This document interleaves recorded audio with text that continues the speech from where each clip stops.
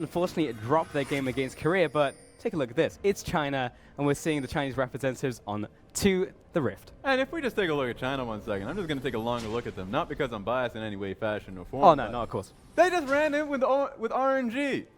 Sure, they have Mako, but today they're, or at least for this game specifically, they're using Ming. So the MSI champions, barring CA, coming in for this one, going up against Hong Kong. So you got to watch out, Hong Kong. You're going up against champions here. Yeah, this is legitimately RNG. This is a little bit crazy. I mean, of course, Xiao Hu is a major part of RNG, but Xie can't see from this guy either. He's exceptionally strong in his own right. I've seen him on WE, and he's been a massive carry, especially in this last split that we saw last year, Raz. So excited to see what he can do on RNG. Yeah, he's going to have to go up against Moonblack. I think Moonblack had a very good performance. You referred to last game. I think Moonblack was a highlight on towards that one, so you haven't seen it. Check the game out. Of course, just picking up the Zoes. Spoiler. So, fun player to go up against the Xie, and even though Xie had an exceptional split last time around in spring, Moonblack doing quite well for himself on Team Afro. For sure, and you look towards Hong Kong as well. You look at Voiles in the jungle and Kabe in the top lane. We saw them, as you said, in that Korean game, and they played the early game so well. Kabe in a losing matchup, helped out by Voiles in the jungle. He was on Xinjiao, if I remember correctly, in that game. Managed to put that pressure onto the top lane, and to be honest, Hong Kong were winning up until they lost. So you look towards China right here.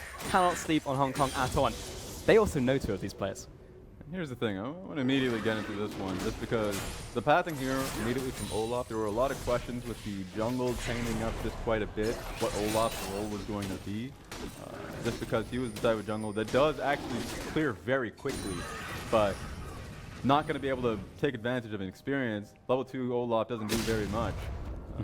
Always a question in mind, but he actually still does. Well, we saw a little bit of it in the Demacia Cup, so I want to see what he can do going up against Skarner. It's a good matchup, but he's not going to have the support from his mid lane, so that's something to watch out for. It's also MLXG versus the Voiles though, and I look towards the Voiles and like Smart Jungler, pretty consistent as well on no matter what team I see him on. I look towards MLXG, strong, but also MLXG. So like there's a chance for Voiles' consistency to potentially win out in the jungle if he catches MLXG doing something risky. That's the thing, because I would relate Avoidless very much to Karsa.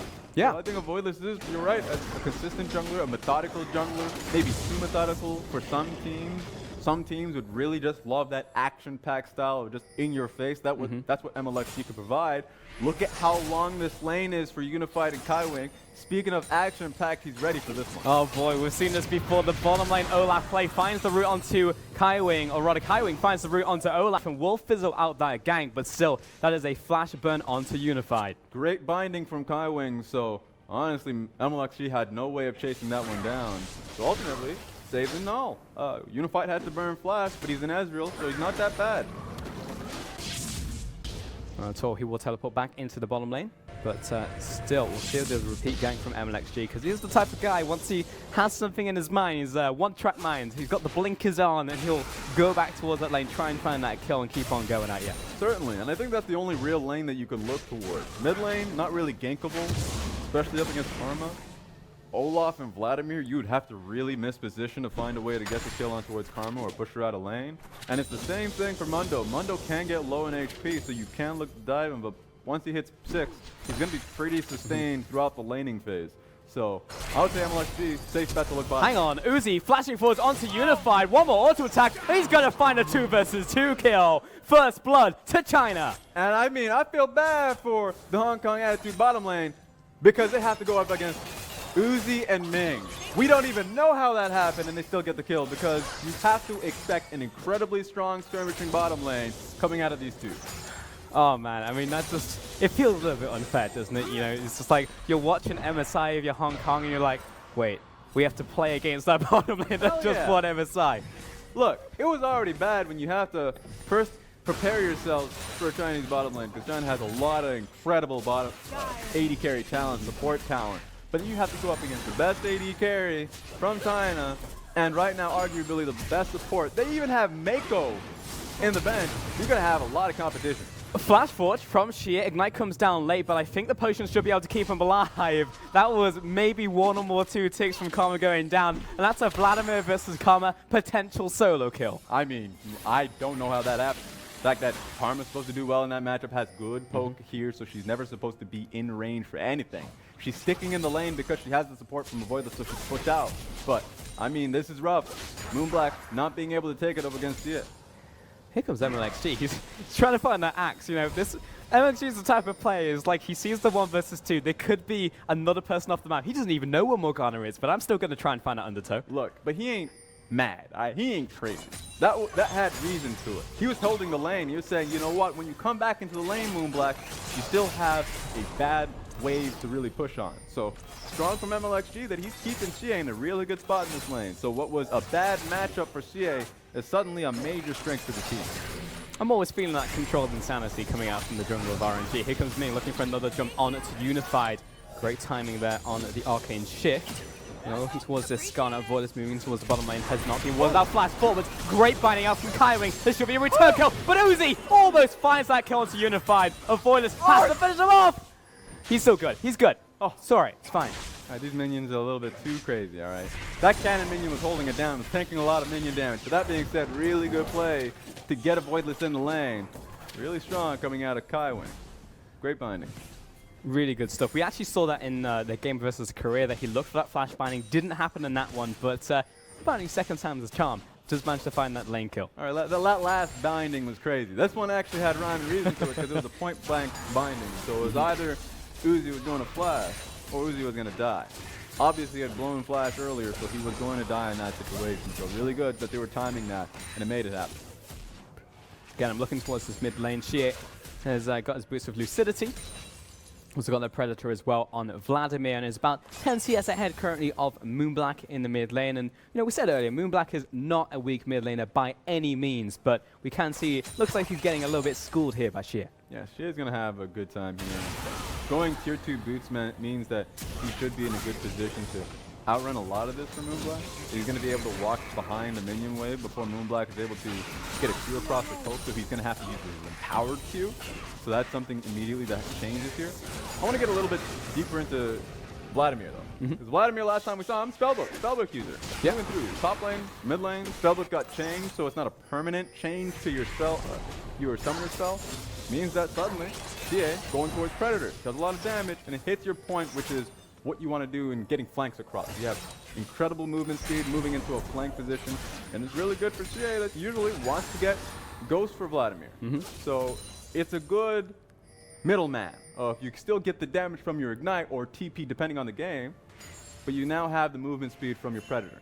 Yeah, it's a nice mini ghost, and also allows you to take the Ignite in the mid lane as well as your combat summoner, and of course Flash on top of that, so it gives you stronger matchups. And the reason why we saw him able to put the damage onto Moonblack earlier is because he was able to take the Ignite, and here's the double Predator. What are you going to do, Moonblack? You're getting run down. Here's a Avoidless, but he may not even want this one. Gets the stun down onto Sheer. MLXG's already out of it. They can't get the kill onto Avoidless, but how are you meant to run away from that if you're a Karma? And you know what? This is what Moonblack probably thought himself. 4 minutes ago, I was like, yeah, it doesn't look reasonable. I don't think you get that kill. Vladimir and Olaf, how do you get a kill onto a Karma? Unless if you run her down in Mach speed. So yeah, it's possible.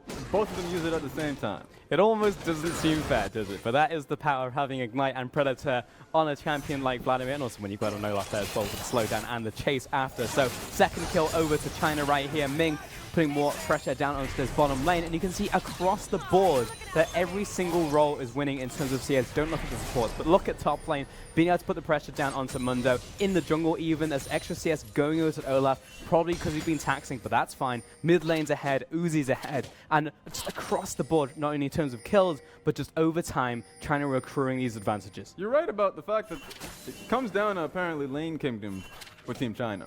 The fact that the only lane that I was questioning was going to be the mid lane, but even that, just based off the pressure coming out of MLXG, has changed entirely. So it's now Unified, Moonblack, and Kabe that have to think about how they utilize their TP. Because their power is getting pressured, and one of them has to get a TP flank going so they can keep the game alive, or at least stop a tower from dying. China's in a really good spot right now to just look for outer turrets. And it feels bad if you're Hong Kong because I actually I don't dislike the composition whatsoever. I think the Mundo works here really well. If he comes out the laning phase, you know, equal farm, looks at the AD carry in the face, it's like, are you on hit? Nope. Okay, we'll have fun with that. I'm just going to sit here, pop my ultimate, and just be unkillable for the next 15 seconds.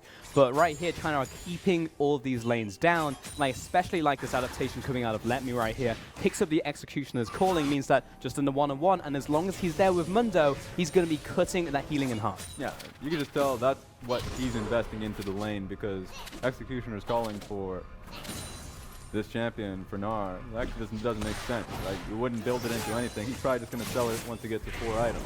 So he's hyper-focusing on the early game and just trying to make it so Kabe does have to base. Sure, Kabe utilized his ulti when he was really out of combat, so he didn't have to deal with that. But now that's how that matchup plays out. No.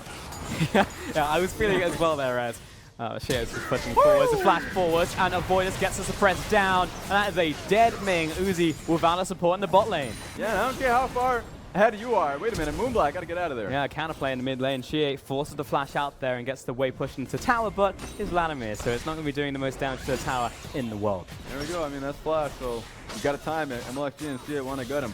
But back towards the play that happened at the bottom side of the map.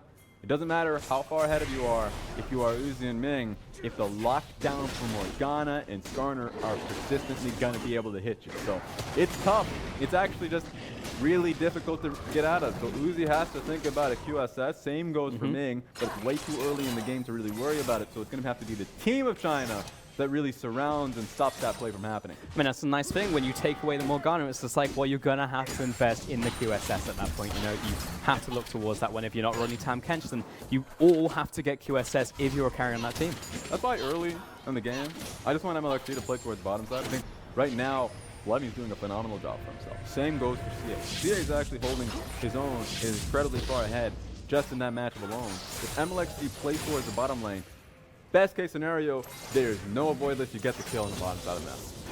Worst case scenario, you meet Avoidless and you stop a play from happening, so you protect your bottom lane. So I want to see MLXG looking to invade more so on the bottom side of the map. He's pathing bot, so that's a good no. And while the kill was good, I'm still looking at these goal totals and the CS numbers that just seem to increase every time I look at the scoreboard. Oh, hell it's yeah. just like, even though you get these kills, it's like still China somehow getting ahead in terms of gold. 30 CS top lane, 20 CS mid lane. And sure, it's like 3 CS, but that's the lane that's been getting ganked frequently by Avoidless.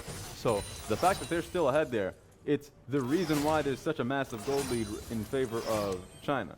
1K, but 1K at 10 minutes, pretty big. So I want to see what Hong Kong can do, can stop this. Actually, it looks like it's just going to be this dragon. There's not much they can do to get this unless Avoidless has a hunch. Yeah, and while we look at the bottom lane CS, you then turn your attention to the jungle, and you've got 30 CS advantage over MLXG, because all that time Avoidless has been spending, MLXG has been taking camps. He's been taking enemy camps, he's been taking zone camp, he's been walking to the lane, taking their minions, he's doing everything, but another gank from the bot lane, great suppress down onto Uzi once more, the stun comes out, but Avoidless, he is very deep, he needs to get this kill to happen, otherwise he will die. Ming escapes with his life, and Uzi finds a kill. Here's the flash forwards out from Shie, just get the Hemoplague down and force out the flash.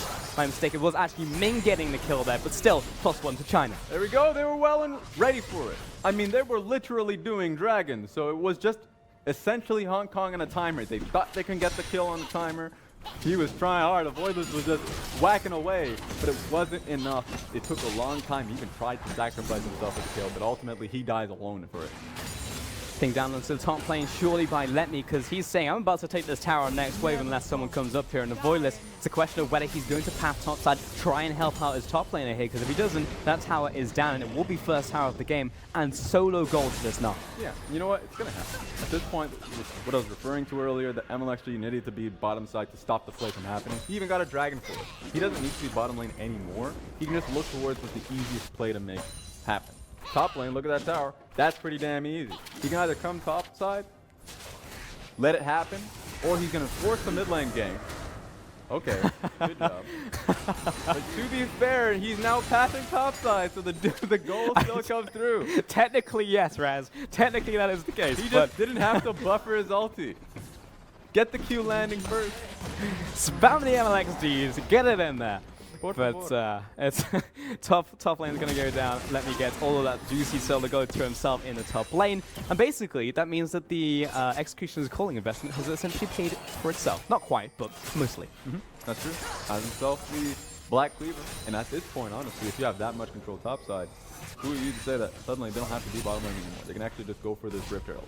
So China, go for Rift Herald, keep safe in the bottom lane, and they would be able to make a play mid lane. So that's just a net plus for them if that play goes through.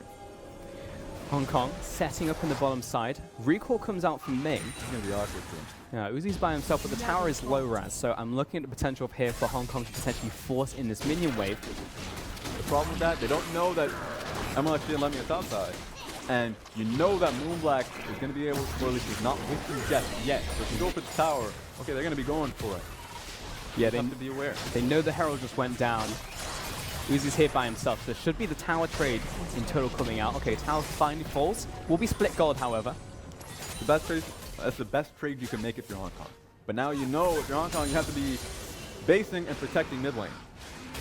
First and foremost. Technically, MLXG can just throw that sucker down in the bottom lane, but you just have to be prepared mid lane, so if he does go bottom lane, you have vision of him, and you can have a quick trek towards the bottom lane to defend. So it's all on them to look to defend the Rift Herald that does, or at least will get placed down from MLXG. Yeah, you know it's going to happen. In fact, we're looking at lane assignments right now. They're actually just throwing the Gnar back into the top lane. Mundo hasn't moved. Bottom lane, even though it died here, I'm going to put Mundo down here, and it's actually going to be Dura lane from China pushing in this minion wave. And we're actually looking at Morgana. She's pathing towards the mid lane. So there is a potential here for China to make a play towards the bottom side of the map with MLXG coming down here. Okay, so they now know what MLXG's motive is. You can place it mid lane, but he's still pretty damn close to his bottom lane. So that seems like it's going to be a done deal unless if Hong Kong are willing to... No, actually, they're taking blue buff. So suddenly, yeah, you just lose this tower. Karma's taking blue. There's no way you can defend it. So MLXG is actually waiting off the wings. Yeah, he's topping Rift Herald here, so this will be a dead tower. And as soon as Hong Kong see this, he'll probably just back away. Yep. The only thing they can do now is defend their secondary turret. So their inner tower is the only thing they can look to defend. But if you're China, you move towards mid lane tower. The wave is just coming, so you can push one wave and look to get that tower. It has to be Hong Kong that looks to defend that. Technically, you know, Unified has TP, so he can stay in this lane for a little longer. He doesn't have to do that at all. He definitely can. It's actually Kaiwing who's going to have to start making tracks. Yeah, he's already teleported back to base, and we had a small push there from MLXG, but we're just flirting with the idea of pushing in this mid lane. It was actually the recall coming in from the bottom from China, who go back to base and actually pick up that one QSS that we were just talking about. It's actually the full completed item in the Essence Reaver, and going to be a Zeal as well for Uzi. So he's starting to scale up himself. Yeah, it's going to take some time for Uzi to be able to get those items to be doing enough damage. So he's just going to be trying to keep it as safe as possible. The great thing about Zaya is even though her itemizing, or at least when she's going to be able to contribute to the team, takes a long time because she's an Essence Reaver builder, she just has a lot of innate weight to her because of her feathers. So passive does good enough, basically a pseudo Sivir, so you can keep her in the mid lane and allow for the champions that are doing well for themselves in the early game, the Gnar and the Vladimir, to be able to bridge that for yourself. So it's going to be great to see Uzi in about 10 minutes. But for now, he's got his own job of just defending mid lane tower.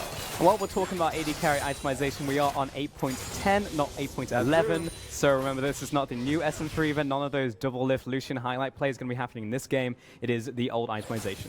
Yep, great crit. So that item still has crit. And ulti doesn't really do anything if you're Sivir, so that's always if you're Zaya, so that's always a positive. So that's great that we get to see a little bit of this before we change it all. Exactly. Before we say peace here. Yeah, it's going to be a brand new world that we're going to be seeing on 8.11, but stay tuned for that one because we aren't still on the last patch. In the bottom lane, well, Moonblack, he's getting a bit of PTSD on this one because he's definitely felt the pain of getting double predated in the mid lane, and now it's happening in the bot lane. And the worst thing too is not even just that, he has Aurelius as well, but looks like China's going for another engage in the mid lane jungle right here. Here comes Uzi throwing out the Feather Storm, doesn't manage to find a kill to avoid it, but does burn his flash, and getting flashed on Skarner when he's looking for those impales, always going to feel good. Yeah, time those summoners, because China can consistently look for those plays, and going for a Voidless or Moonblack, pretty prime target. We already saw how fast they can move, so I already talked about the Aurelius being picked up by Tia, which is another point why Vladimir doesn't need Ghost, because not only does he have Predator, but he also doubles down with Aurelius that has some AP to it as well. So, incredible item, really good, especially if you're just trying to kill Moonblack. So you can just run him down in these long lanes, and he's going to be in these long lanes because he's on the sideline. So really rough for Moonblack. Needs to find a way out, especially without his summoner.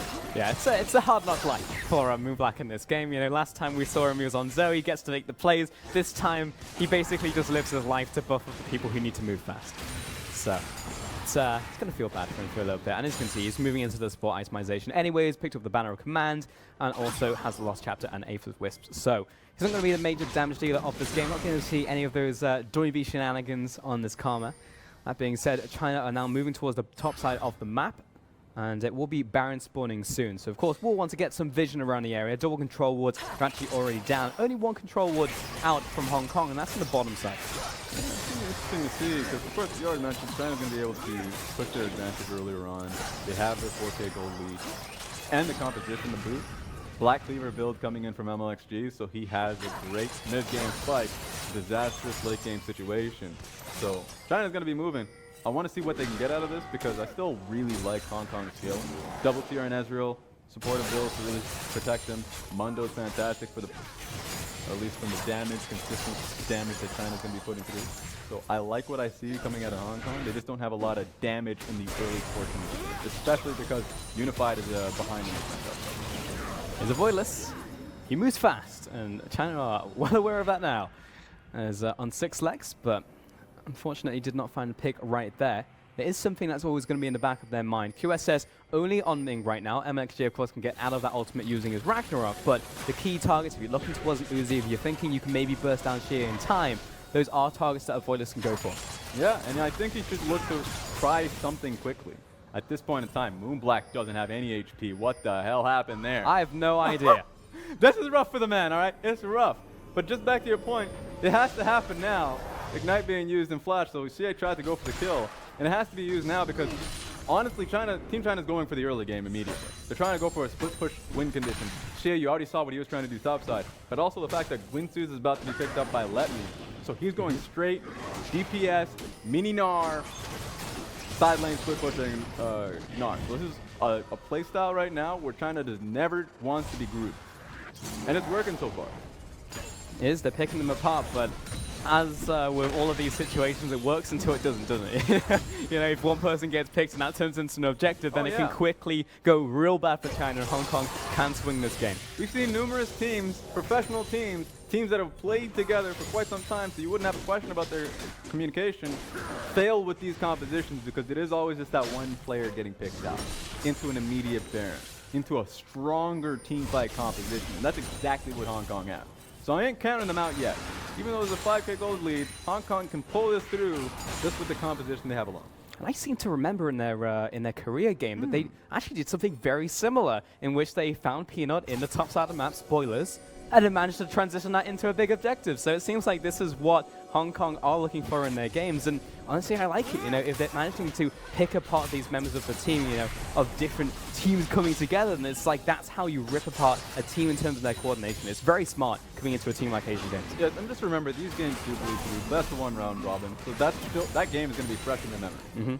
So the fact that they know that this is a possibility, and if they have a strong mentality, they can make it work.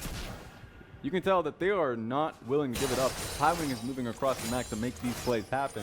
So if you're trying to, especially off of just that last play, a risk to Xie's life, you have to play this one out disciplined.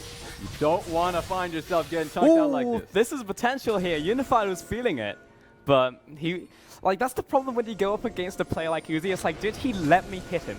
Like, is there someone around the corner? I don't have vision. Is there a play that's going to happen? Well, Voidless is hunting for Let Me. We'll manage to take the Blast Cone to victory. But, you know, if this was any other play in any other region, if you're in your domestic league, you're like 100%, 100% of the time, you would arcane shift forwards, look for another Mystic Shot, look for the kill. But the lack of knowledge here is what is stopping Unified and these players from making the solo outplay. Yeah, you would look towards his ulti if he had it. He didn't have it at the time. Yeah, that's why he probably didn't want to continue to push forward. But you're right about the too much respect being given to the players. A lot of these members in Team China are players that take advantage of that. Uzi on interviews has already made mention time and again that he tests players to see if they take advantage, or at least if they respect him too much. These trades work out well for him in the laning phase. The same goes for MLXG, because when we see him play, he just walks forward, and if you walk back, he's not going to stop walking. So a lot of these players, they can snowball incredibly hard. Unified had that one opportunity. He didn't go for it. That's all right. There's plenty more to come in this game. I love the fact that you talk about Uzi in interviews, because Uzi has also said in interviews, as we actually look towards the top lane, he's going to be root down onto the Vladimir. And in fact, the voice coming around, but Vladimir's feeding the 1 versus 2. But now he realizes it's a 1 versus 3, and he may not have the damage for this one. Moonblack's low, but there's the suppression once again. Can they burst him down? Yes, they can. Kaiwing comes in with the final bit of damage. That's what's so scary about Vladimir. He was so close to his Crimson Rush, he would have been able to get the Q to heal him up a little bit. No team members were coming to his safety, so like he still would have died in that specific time, but it's just a product of the champion. Great pick from Hong Kong, and they're keeping themselves alive in this game. Great pick, but you've got to ask the question, was it worth? Because mid lane tower went down for that kill, and if you look at it just in terms of those raw terms, as Unified is getting pushed back behind his tower, you could argue that maybe China just won that. Yeah, I mean, technically it is. The problem is, a trade is still a win from this team. Hong Kong have been losing quite frequently the past 20 minutes. The fact that they got a trade is still golden in their pocket. They recognize that with a ping being placed on that Baron, that it's going to be a game about who wins the team fighting there. And the gold is going to be crucial for Kabe, Moonblack, to see if they can get themselves going, especially on Unified. Unified has not been a part of a lot of these picks, so it's unfortunate for him. He's the one that needs the gold the most, so they can get the damage out there. But as long as they can get the gold, they can buff up their team fight. That's what they're looking to do. That being said, we know that Unified hurts. If he hits the squishy targets, he's still going to do damage. He's on double item right now. He's got the Triforce, got the Mirror Mana. Like, he's going to hit hard on a target like Uzi that we're looking at right now, or someone like Ming. You're going to be able to crunch those numbers very quickly, but you're right. You want to start scaling, because if you don't get those kills, you will be overtaken by a crit AD carry like Xayah later on into this game, who has now also picked up the Quicksilver Sash. So if you're looking at any point in the game for it to be like a potential trough for him, maybe now, because Uzi had to put his build behind so that he doesn't get murdered by the Skarner. Yeah, even with that though, it always comes down to who's going to bridge it. And I think right now Letney's doing an incredible job at just bridging that, being able to be that sole point of damage, finishing up between two Graveblade, of course. So China's not going to stop the pressure. Oh boy, here comes the Olaf. He's going to be chasing everyone down, and the teleport from Letney finds a double slam against the wall, but great timing on that black shield in from Kaiwing. And this is getting rough. I mean, Letney is trying his hardest to join these skirmishes and team fights to get the going for the team. He doesn't have to do it. He can just stay in the bottom lane, and that would be a win. But he's forcing this so often, and it's created an opportunity for Hong Kong to just get something out of it. Of course, the possibility at that moment was to be able to get the kill on Letme. I think that was an option. They already chunked an item as soon as he came down, and he didn't get a good enough ulti. So he has to watch out for himself. He's not built to fight like this. Yeah, he's very much looking those side lanes, looking to chase down this Mundo by himself. But, you know, to go back to an earlier point, we're talking about the Mundo in the top lane. Like, if he's able to scale to the late game, if he's able to get with the rest of the team, this guy's going to be nigh on unkillable. You know, if he's itemizing straight up armor, he's going to sit in front of Uzi and just be laughing, you know? Oh, yeah. I mean, I've seen a bit of Mundo during the or at least the, I guess, preseason, I would say, going into Summer Split. He even saw a bit of on Amazing J and Demacia Cup. Oh, yeah? Because we saw Armando do the most damage on his team just based off the fact that if you can't kill him, he's going to walk up and smash you. He's going to just constantly throw auto after auto. Oh, yeah. Well aware. I've seen him in my solo queue games, Raz. I know what he's made of. So, like, Kabe is in a really good position if you can get to that point. A lot of it is just that he's getting pushed into his tower frequently, and this banner command is only going to make it worse. Yeah, it's going to be rough for him. But for now, I mean, we'll get that inner tower, and that's really strong. I mean, the fact that Nah at this point in the game can just keep on pushing over and over and over again, it just put the pressure down onto Hong Kong to make something happen. As much as we were saying, this play didn't work, it's over time. China are making a very real advantage in this game. The fact they are almost 8,000 gold ahead, and I would say a large portion of that was coming out from Letney, is very strong for them. Yeah, and right now, just look at the pressure he's outputting here. All of this allows Team China to look towards Baron now. Look at how much control they have here, and it's just based off of Letney's pressure. He can rotate. Now he sees Skarner. If I'm Team China, I would immediately start on Baron. They have enough pressure here so they can make the decision, make the call, and allow Letney to force the play. That being said, the reason why they're being a little bit more cautious is because Letney doesn't have his TP because he used it earlier, but because of where he's currently placed near this tower, go for it. Why not? Call the play. He can get the inhibitor tower. and they can call, I guess, call the bluff and try and stop Hong Kong from doing Baron. Maybe they just don't want to put themselves in that position. Yeah, China are being a little bit skittish right here. They're sitting around corners, they're seeing if they can find themselves a pick, waiting for someone to make a mistake instead of just gun full LPR, you know, just running towards the objective and being like, come at us, let's go for a fight, let's go for the objective. But let me, probably waiting for someone else to come to the bottom lane, because he knows if Kabe by himself can't deal with me, someone else has to deal with me. Because look at that damage coming in from the hypercharges. He's got banner of command right here for the next this wave. It's either going to be used on this wave or the next. So the benefit of having a lot of RNG players on here is that the communication is still incredibly strong amongst your players. It's going to be a suppress down for Sheer. He's dead before he can even Sanguine pull, but MLXG, he's still trying to go in right here because he sees Kaiwing, but Ming almost gets instantly exploded. Uzi kiting back for his other pedestal, but down goes Ming. MLXG getting chased out by Moonblack. He finds himself a double. Uzi, 1 versus 4, and he's completely obliterated in the bottom lane. Lemmy is completely by himself. And I was talking about the communication between RNG players makes a lot of sense when the play falters because it's the WE player CA that gets caught out first. They try and defend him, but just the entire unfortunate event that came through means that Team China lose 4 members for it. I'm having deja vu right now because it feels like Hong Kong managed to find a play around the Baron. It doesn't matter when it happened, they managed to make that transition happen. They looked for the pick, they find it on Sheer, they found it on Peanut. Like, I don't know how they do it, but Voidless managed to make it happen when it's crunch time in the later portions of the game. And this is going to completely swing the goal totals. We just said 2 minutes ago, 8,000 gold advantage to China. Look at it now, 4,000. Yeah, Voidless, super good. Really needed to happen, finding Sheer. It's just that one pick that we keep talking about. Voidless last time around on the Xin Zhao, this time around on the Starner, makes it so his team now has a breath of life. 3 banner of commands for themselves, so that if they ever find the whole way an opportunity, they're going to use it to just be able to finally get these towers. This latent gold that's still on the map here. You know, and the perfect goal, perfect vision for the future is we manage to take down all the other turrets, then we maybe get some of the inner turrets, and at that point, you're laughing. You're probably going to be equal gold, if not ahead of China at that point. So Hong Kong, if they can rally, if they can move towards their objectives, then great. And currently, they are setting up for that. You already mentioned the banner of commands. 2 of them have been used. We're looking towards a 4-man stack in the mid lane. And Kabe, sitting in base currently, has those home guards. He's looking to potentially come in on top of these members. He does have that teleport ready to go. And he has a couple good side flank forwards. You can see the river is pretty much lit up. Yeah, but just take a look at it. They're going to commit to this tower. They have 2 bannered minions on it, 1 cannon and 1 melee. I wonder how Team China are going to be able to do, what they're going to do to stop this from flowing through. Honestly, the banner is great in resetting pressure. What I really love about the Baron coming on the side of 8K is that it's going to lengthen the game out. So Unified, first worry is that he had a late second tier.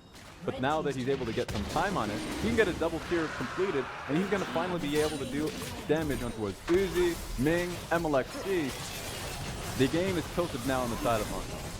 It definitely is, though Team China are still finding advantages. They're still finding trades while this is happening, and MLXG starting to cut the wave, though there isn't a wave, so he just says hello to Team Hong Kong as they're drifting past. He's like, hello, I'm now on the top side of the map. But he's pressuring the top side. Somehow MLXG just sneaks an Infernal Dragon while he's traded for 2 mid lane towers. So the fact there's still trades going on is a little bit concerning here for Hong Kong.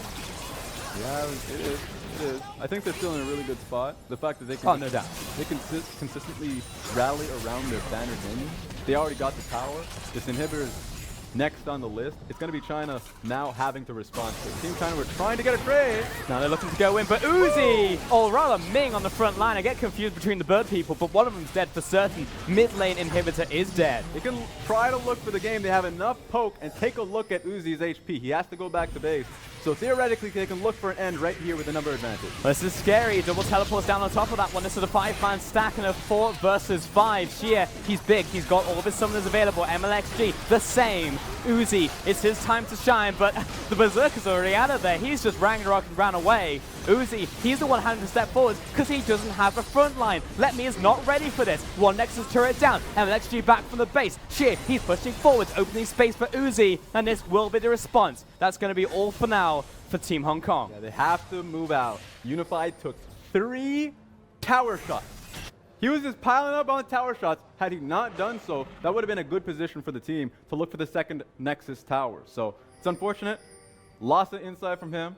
Really poor play coming in, but ultimately great call coming in from Hong Kong, taking advantage of the fact that they just took a kill off of mid.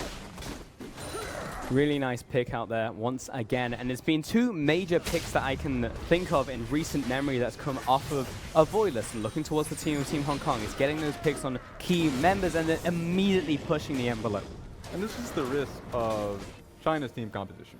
I'm actually fine with an Olaf as long as he has tank items, so he's willing to walk in. But the fact that he's gone straight damage with the Guardian Angel means that, look, if he's snowballing before that Baron play was even taken, he's super good. Like, he can just walk into a fight, he knows that he has a team around him, he can make the plays happen.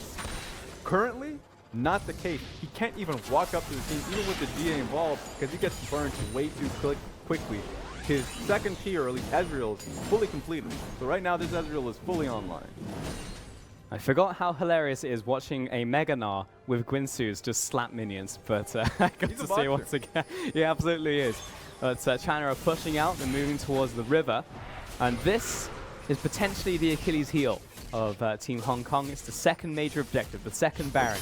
Can they overcome the curse? It's possible. I mean, right now, it's definitely difficult for the MVP of Team China right now. Let Me is at the point in time where he's on to his 6th item. What does he do right now for that final item, which is maybe he goes towards and finishes up the Grievous Moon? Seems pretty bad unless he's going to be in team. If he wants to be in team fights, it's pretty bad. So I feel like at this point in time, they have to fully commit to Let Me trying to take this inhibitor in the bottom side of the map. Once Baron comes up in 2 minutes, he has to stick there. It has to be Team China that tries to buy time. I mean, as a solo lane pickup, if he's just trying to push the side lane, Mortal Reminder would not be really bad at all for Let Me. You know, he's putting into that Mundo. Because look at the armor stack that's come out of him now. That's triple, quad, like, armor items that's coming in from this Mundo. Like, it will help him significantly. But you're right, it is the commitment. Do we put him as a side lane pusher? Do we bring him to the team fight? That's the question. Because so far from what we've seen in terms of evidence in this game, they want Let Me to be off to the side. But if it's crunch time, if he has to join the fight, he can't be that front line for Uzi. In that final push that we saw there into the base, Uzi, he didn't have a front line for himself. Yep, and there's way too much of a front line for Team Hong Kong.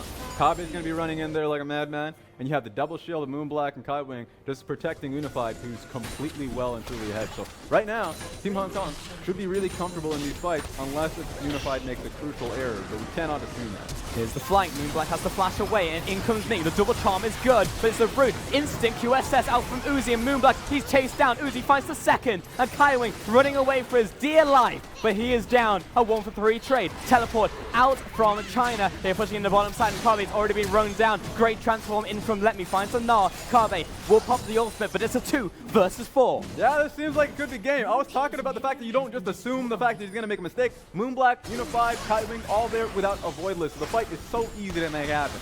Banner of Command being utilized, and that's just because team members, CA and MLXG, are trying to get in there just to look for the end game. This is where they can really shine in these small skirmishes in the 2 versus 2. Let Me and Uzi unstoppable. Here comes the minion wave as well. MLXG going to be leading the charge. He knows he has the ultimate ready to go. Plus he has the Guardian Angel. He could die here. He doesn't care. Uzi onto the second Nexus turret. Avoid it. Moving into the back line. Here comes Jie, but he's down. Kabe, all he could do is focus the minions. But China, history will repeat itself. They find the win against Hong Kong.